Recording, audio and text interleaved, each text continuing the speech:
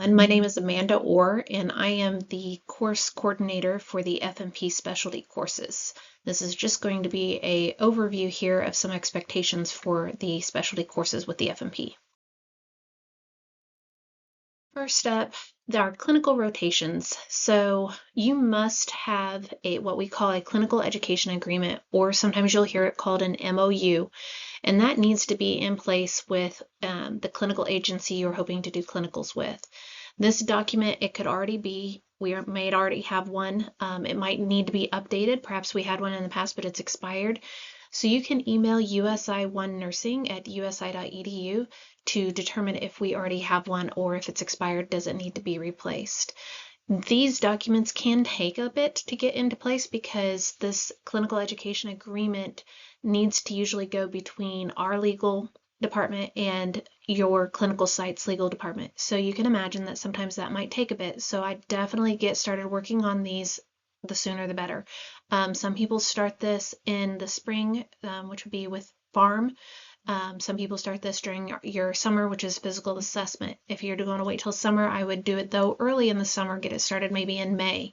Definitely be reaching out to places though to see who might be interested in taking you perhaps during the spring semester.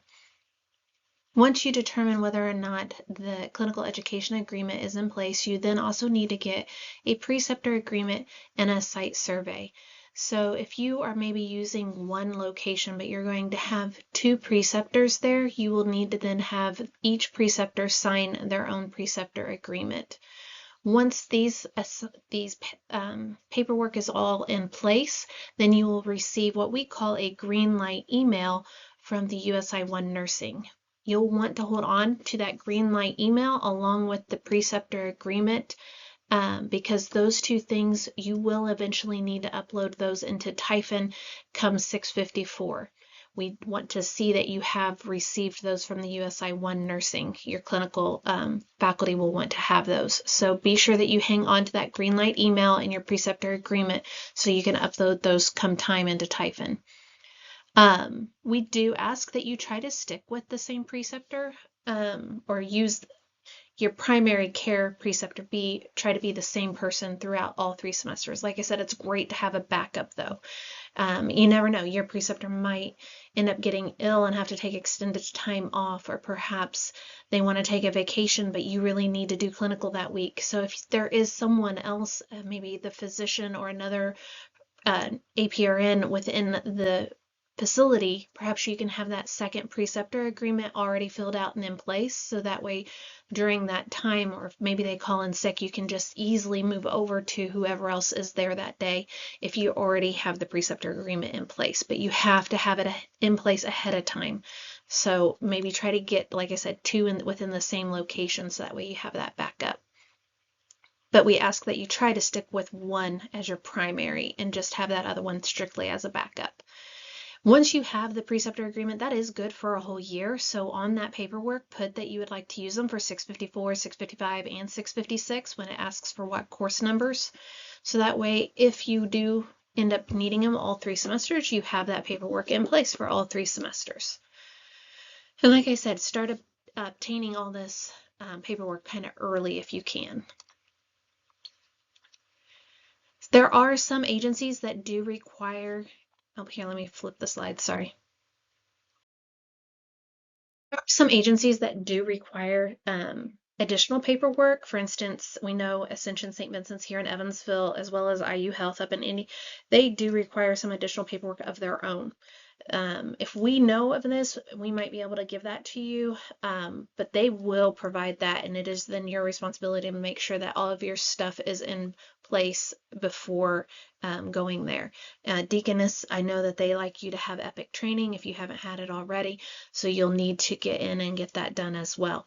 So those are things though that you need to take responsibility for and make sure that you have all the paperwork on that end completed before you start your clinicals. Some agencies require an application to be completed. They may require this application to be completed maybe every year or semester. Again, that's your responsibility to understand what needs to be done and get that taken care of before their deadlines. We will not count your clinical hours if this paperwork is not finalized. It's a legal thing. We have to have it all in place and documented before you can begin any clinical. So if you are wanting to start it, we can't count it unless all of that's in place. This would include your Castle branch. We have to have that Castle branch remain up to date. So please check it often. Make sure that your alerts are set up so that way you are sent emails. They're usually generic emails saying something is about to expire and it doesn't say what, but make sure that's at least set up for you to get those alerts, because that way you can get in and you can check to make sure, yep, I have something that's getting ready to expire. I need to get that taken care of, and you're not waiting until it has already done so, because once it expires, we can't let you continue clinical until it is taken care of. So please make sure that you're staying on top of those. The breakdown, so typically our 654, 754 is about 15 weeks long. So is the spring semester, but then our summer semester, I'm going to tell you 8 to 9 weeks. Sometimes, depending on just how it falls, it could be a 10-week period, but usually in 8 to 9 weeks that you'll have to complete those. So you're looking at really a crunch time that last semester trying to get your hours completed, and we'll talk more about that here in a minute.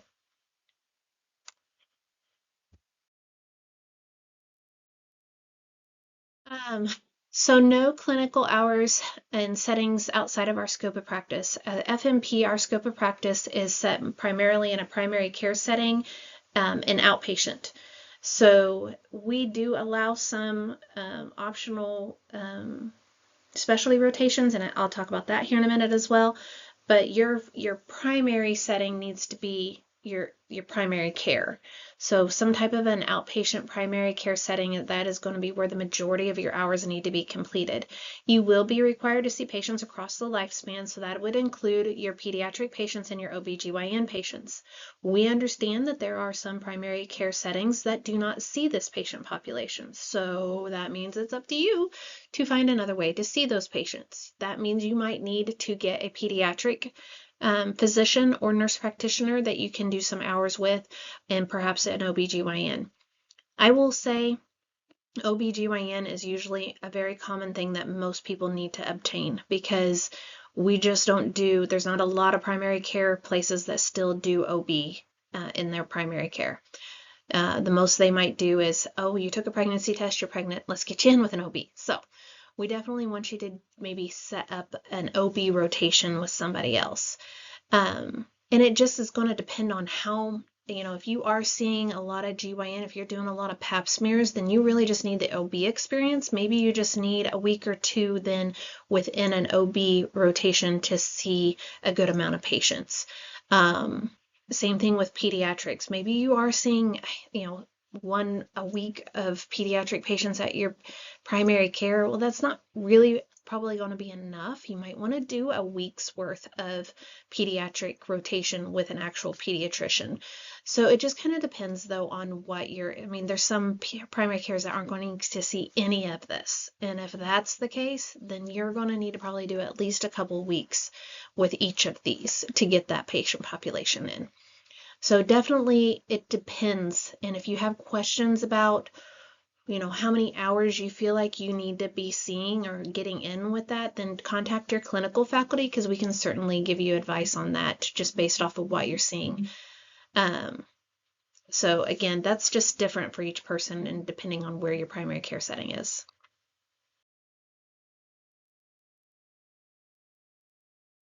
Your fall clinical hours, like I said, that will be with your family provider, and that can be an FNP, a doctor, a DO, a PA.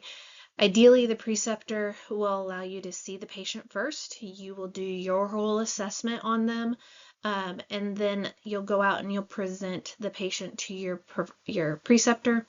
They will kind of critique your plan, give you advice, ask you if you've checked certain things, and then they'll go back in with you and kind of do their own assessment and then either concur or make changes to your plan that you had told them already.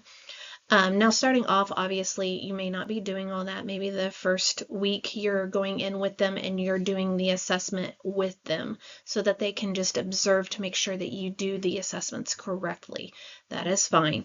We want you to count any patient that you have laid hands on, anything that you have listened to, that you helped in creating their plan, that you asked questions with the patient, did some type of subjective review, that as long as you're getting that participation in, then that is a patient that you can count in your case logs in Typhon.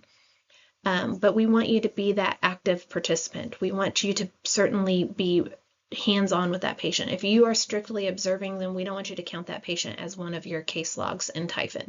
We want you to be an active participant in that patient's care.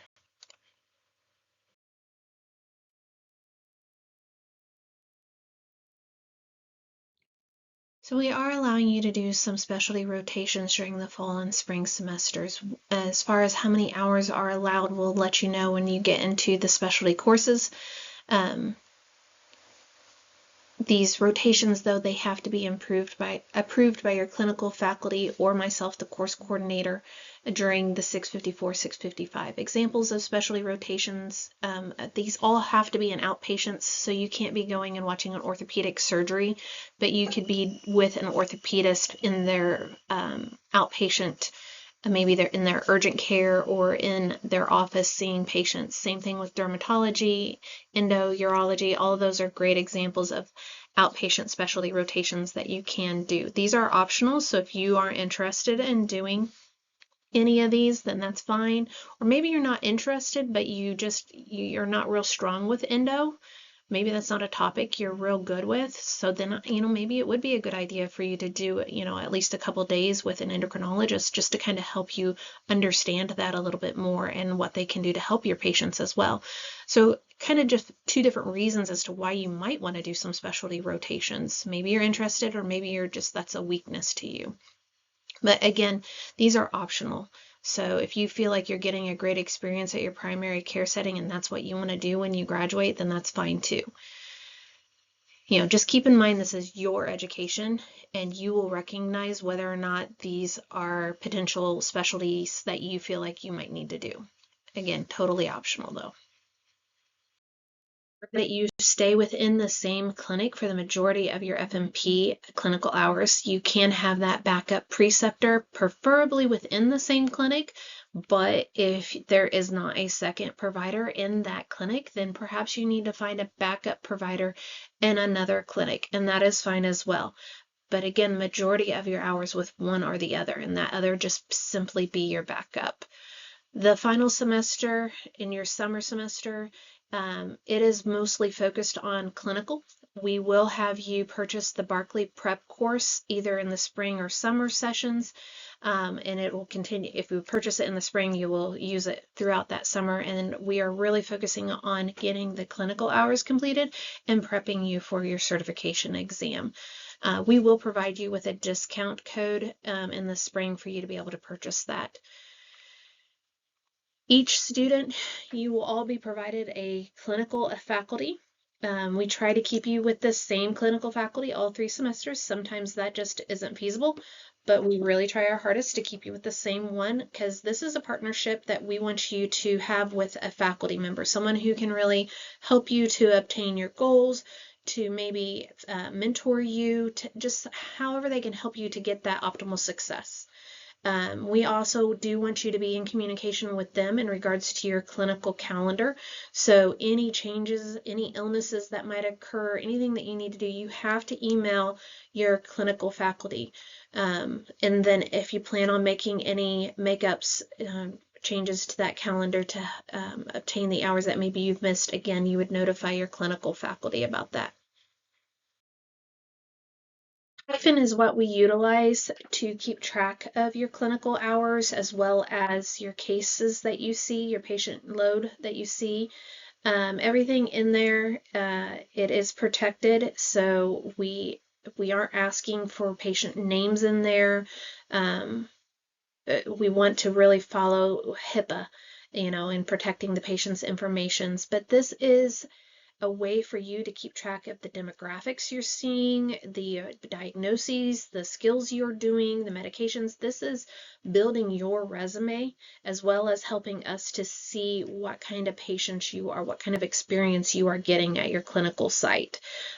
This can kind of help us provide you feedback as far as, hey, you haven't really seen a lot of the kiddos. We need you to get more of that pediatric experience.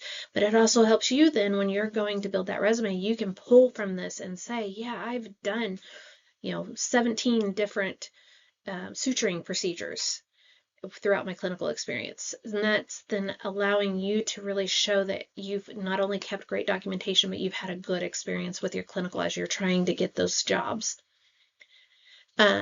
We ask that everything in Typhon be entered in the Monday by midnight following the week prior. So week 1 information will be entered in the Monday by midnight of week 2. There are instructional videos within Typhon to help you guys. I kind of go through it as well, the first day of class in a video, but these are all to help you guys to figure out how to utilize the Typhon. And like I said before, you have your preceptor agreement and that green light email that you're supposed to hold on to. And when you finally do get Typhon access, we do need you to upload those 2 things for every preceptor into Typhon. That documentation, as well as your clinical calendar, all have to be uploaded in Typhon. And then you have to notify your clinical faculty via email that they are all there. Your clinical faculty will then give you a go-ahead for you to start clinicals, but everything has to be uploaded and you have to receive the go-ahead from your clinical faculty before you can start clinicals. And like I said, Castle Branch, that's something that is documented separately within Castle Branch. That too also needs to be updated and stay updated in order for you to continue clinical. You cannot begin clinical before the first day of semester. You cannot schedule any clinical days over university holidays. Things like fall break, the university is still open for that, as well as spring break. You will need to get the course coordinator's approval to be able to do any kind of clinical over those days. And it just depends on if we have faculty available on those days or not. So those things are always pending, and it's kind of different per semester. Same thing with your doing clinicals in the evenings or Saturdays or Sundays. Just need your clinical course faculty to approve those. Your paid working hours cannot count toward clinical hours.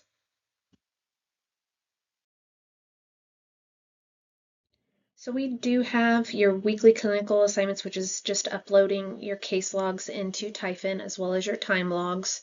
The time logs will be approved by your preceptors, so the preceptors will need to have Typhon access. They will do those in Typhon. Their clinical faculty will be the ones who are approving your case logs. Feedback from the preceptor will be obtained twice a semester. We do this again via Typhon. We also reach out to them several times a semester via email, just to be in communication with them. Students will need to be able to ensure that their preceptor has obtained Typhon login. So that's one of those things within the first week or 2, you're going to want to make sure that your preceptor has received that Typhon email. We have had issues where the preceptor has given us a work email and their firewalls have prevented our Typhon emails to going through, and sometimes then we've needed to get a private email in order to send that Typhon login stuff to. But it's your responsibility to make sure that they are able to get into Typhon. And then make sure that they are signing off on your time logs each week, and that twice a semester they're completing that feedback form in Typhon as well. All students are evaluated by your USI clinical faculty, not your preceptor. We are simply using the feedback form from your preceptor to guide us in giving us additional feedback toward your evaluation. But we do the evaluation twice a semester. You will receive one at midterm as well as one at final semester.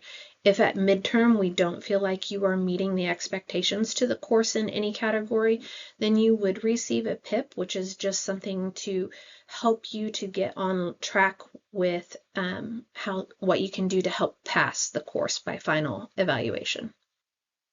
We do reserve the right to request that a student come to campus to be observed clinically.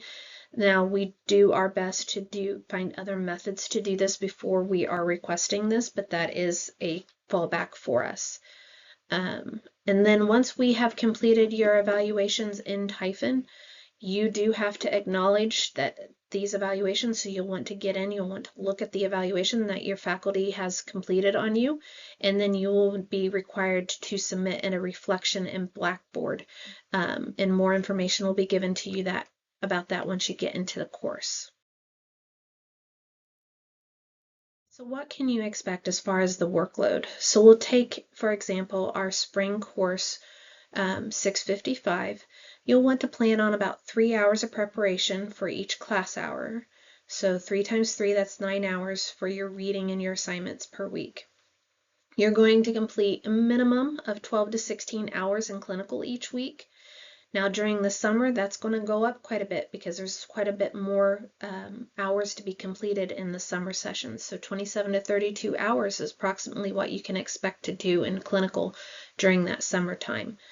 You're going to want to plan a minimum of 3 hours weekly for clinical preparation and documentation of your clinical experience. So in total, you're looking at spending a minimum of 28 hours each week toward that class in the spring.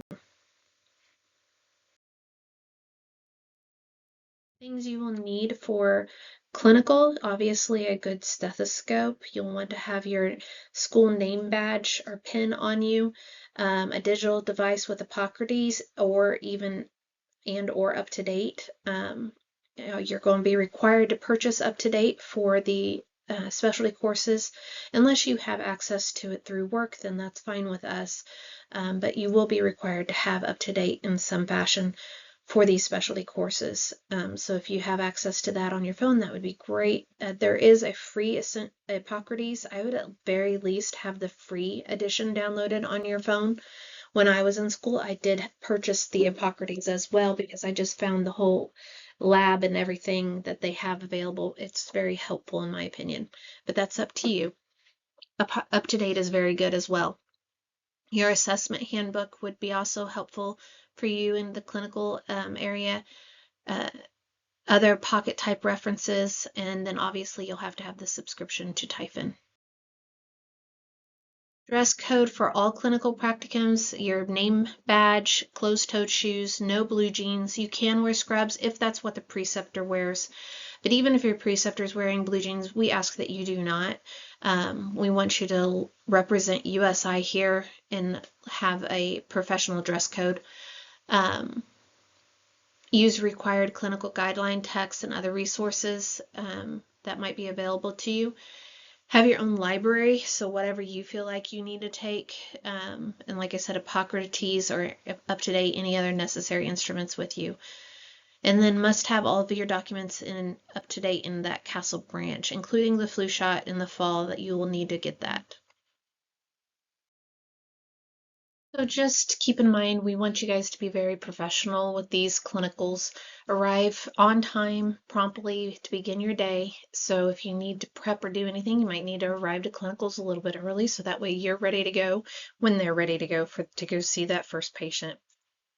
You'll want to notify both your preceptor as well as your clinical faculty if you are not able to make it in. And that it's like calling in sick to your work. There are 2 different people though that you do need to notify. It'll be us and them to make sure that they are aware.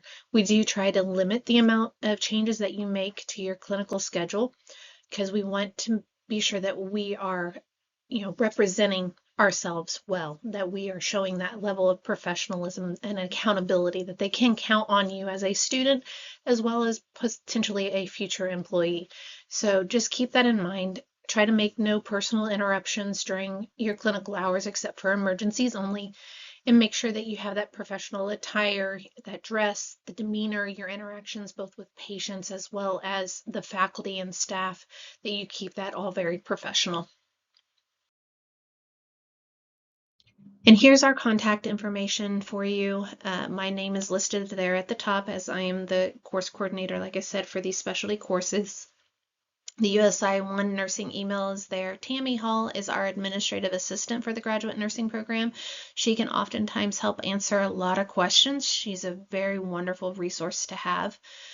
Michelle Wakefield, she is our director of the APRN program and graduate clinical liaison. So she does a lot of work with our legal paperwork, those preceptor agreement forms, the site surveys, the clinical education agreements. All of those tend to have to go through her. So if you have questions about that kind of paperwork, that would be her. If you have questions about whether or not a clinical rotation would be appropriate, that would be myself. So if you have any questions, though, please feel free to reach out to any of us. Thank you.